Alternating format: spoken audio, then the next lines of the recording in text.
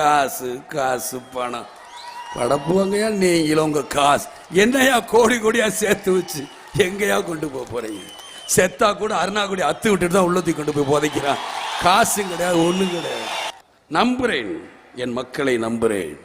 இந்த விஜயகாந்த் வாழ்ந்தான், இருந்தான், வாழ்ந்து கொண்டே இருப்பான். இந்த மக்களுக்காக தான் இருக்கணும் தான் நான் நினைக்கிறேன். ஏன்னா எனக்கு அது கிடைச்சா போதும். இதுமே நான் பார்க்காத புகழா?